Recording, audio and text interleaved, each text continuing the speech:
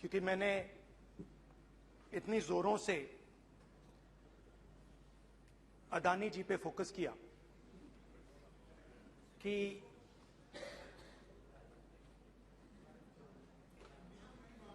Senior नेता हैं, शायद उनको थोड़ा कष्ट हुआ। तो वो जो उनको कष्ट हुआ,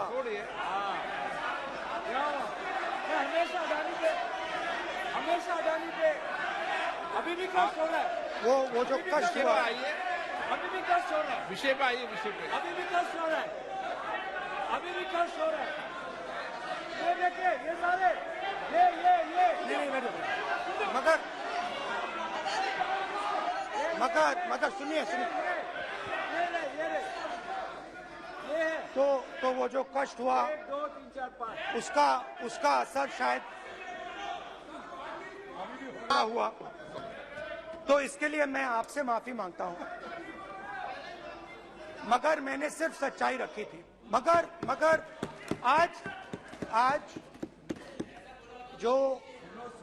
जो मेरे बीजेपी के मित्र हैं, आज आपको डरने की जरूरत नहीं है, डरो मत, क्योंकि आज जो मेरा भाषण है, डरो मत, और आप डरो मत, डरो मत, डरो मत,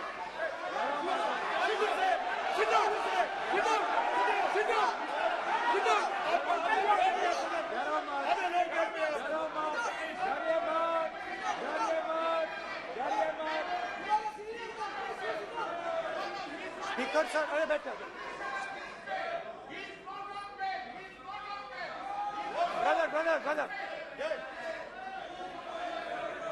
तो आज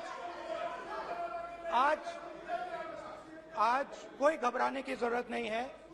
आज मैं अपना भाषण, मेन जो भाषण है, वो अदानी जी पे नहीं बोलने जा रहा हूं। आप छोड़िए, तो आप रिलैक्स कर सकते हैं, आप शांत रह सकते हैं,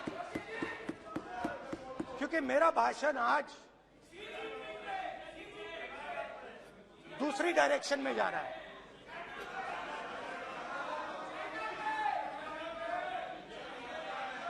रूमी ने कहा था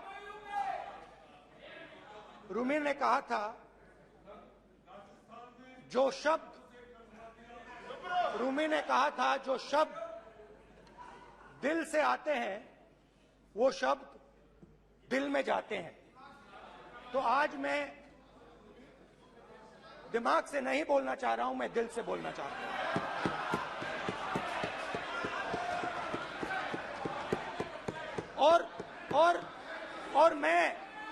और मैं आज आप लोगों पर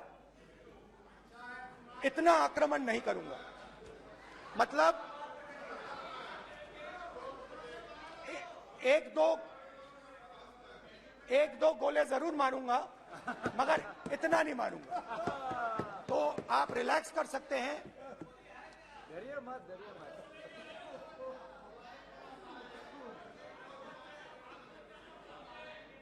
अरे रक्षा मंत्री जी आज संभाल लेंगे आप लोग।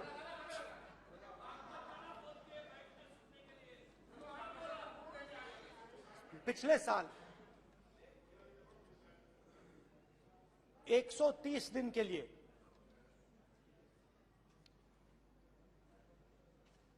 मैं भारत के एक कोने से दूसरे कोने तक गया। अकेला नहीं, बहुत सारे लोगों के साथ।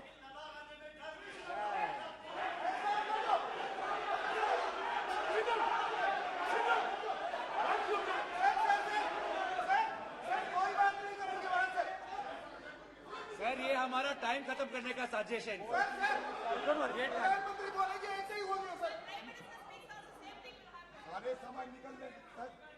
समुद्र अधीर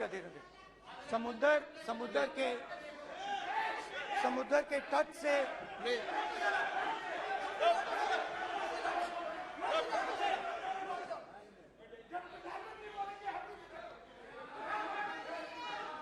माननीय सदस्य, प्लीज ऐसे धमकाने का बात की मत बोलो यहाँ पे। बोलिए, हाँ प्लीज। मैं समुद्र के तट से कश्मीर कि बर्फीली पहाड़ी तक चला। नहीं, लद्दाख को मैंने नहीं छोड़ा। यात्रा अभी खत्म नहीं हुई है, यात्रा जारी है और जरूर लद्दाख आएंगे, घबराइए मत। बहुत सारे लोगों ने मुझसे पूछा यात्रा के दौरान, यात्रा के बाद कि राहुल तुम क्यों चल रहे हो, क्या तुम्हारा लक्ष्य क्या है,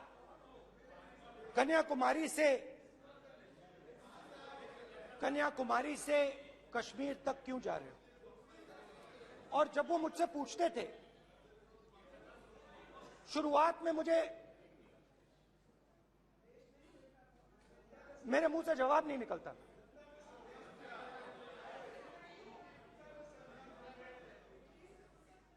शायद मुझे ही नहीं मालूम था कि मैंने ये यात्रा क्यों शुरू की। जब मैं कन्याकुमारी से शुरू हुआ,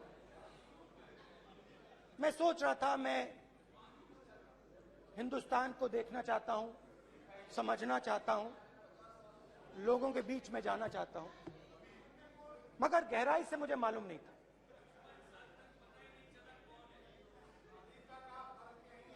थोड़ी देर में मुझे बात समझ आने लगी।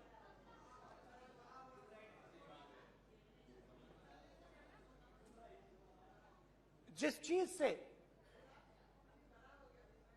मुझे प्यार था, जिस चीज के लिए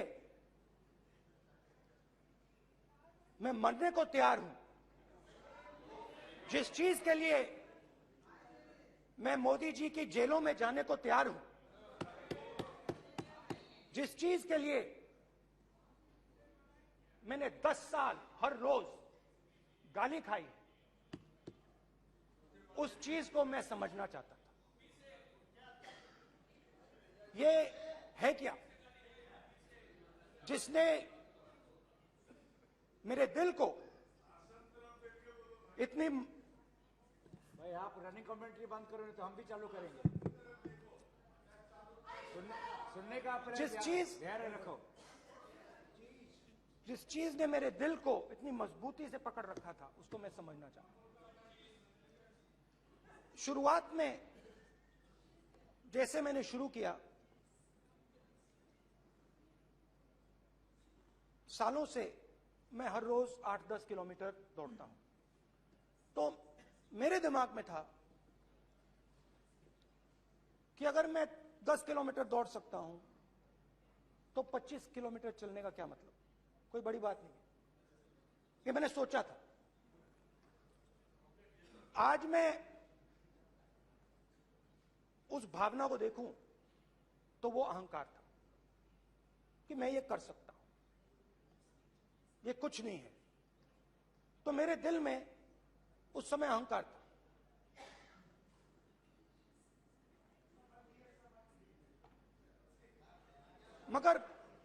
मगर भारत अहंकार को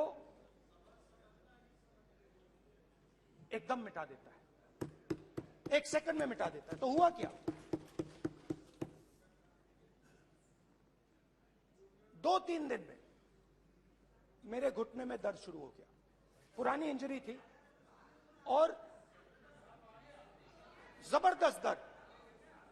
हर रोज मैं उठूं और मेरे घुटने में दर्द, हर कदम में दर्द।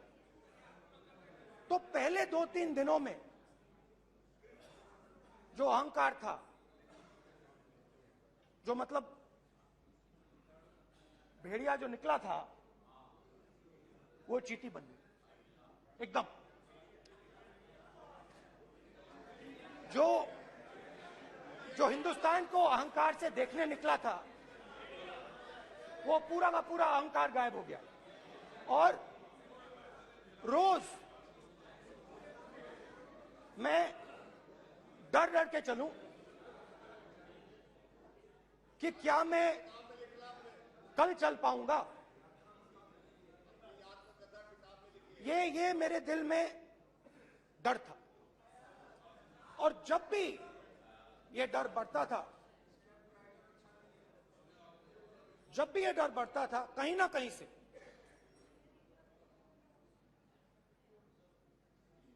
कोई ना कोई शक्ति मेरी मदद कर देती।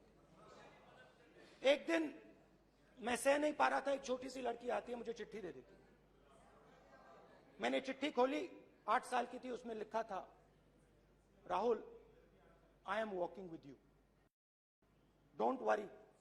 उसने मेरे पैर में चोट देखी और उसने अपनी शक्ति मुझे दे दी। सिर्फ उसने नहीं, लाखों लोग ने। और शुरुआत में जब मैं चल रहा था, कोई किसान आता था, मैं एकदम पहले उसको अपनी बात बताता था कि आपको ये करना चाहिए, आपको इस प्रकार से काम करना चाहिए। मगर इतने लोग आए, हजारों लोग आए, कि थोड़ी देर में मैं बोल नहीं पाया। जो मेरे दिल में बोलने का डिजायर था, वो बंद हो गया। बोल ही नहीं पाया, क्योंकि इतने लोगों से बोलना था। और एक सन्नाटा सा छा गया, भीड़ की आवाज थी, भारत जोड़ो, भारत जोड़ो, भारत जोड़ो। और जो मेरे से बात करता था, उसकी आवाज में सुनता गया।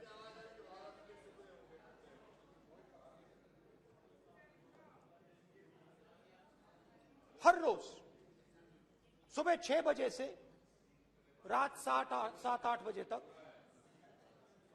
आम आदमी, गरीब, अमीर, बिजनेसमैन, किसान, मजदूर, सबकी आवाज।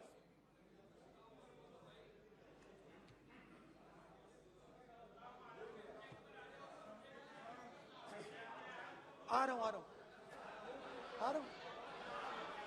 आप कल से रुके, अब थोड़ा और रुक लो, 5-10 मिनट रुक जाओ। तो ये चलता गया, मैं बात सुनता गया।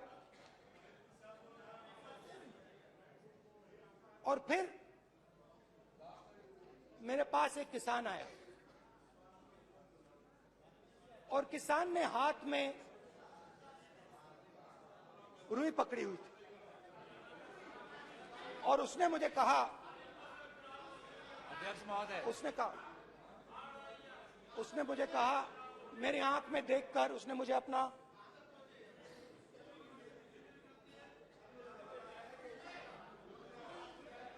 वो रुई का बंडल दिया, और उसने कहा, राहुल जी, यही बचा है मेरे खेत का यही बचा है, और कुछ बचा नहीं है। मैंने उससे, जो मैं नॉर्मली सवाल पूछता था, भैया आपको बीमा का पैसा मिला, वो पूछा। बीमा का पैसा मिला, वो पूछा। और किसान ने मेरा हाथ पकड़ा। किसान मुझे कहता है कि नहीं राहुल जी, मुझे बीमा का पैसा नहीं मिला, हिंदुस्तान के बड़े उद्योगपतियों ने वो मुझसे छीन लिया। मगर इस बार बड़ी अजीब सी चीज हुई। जब मैंने किसान को देखा और वो मुझसे बोल रहा था, तो जो उसके दिल में दर्द था, वो मेरे दिल में आया। Want to trade like a pro? Do it on Grow. Check out Grow Terminal, where you can do everything on one site. मेरी आंखों में आई, जब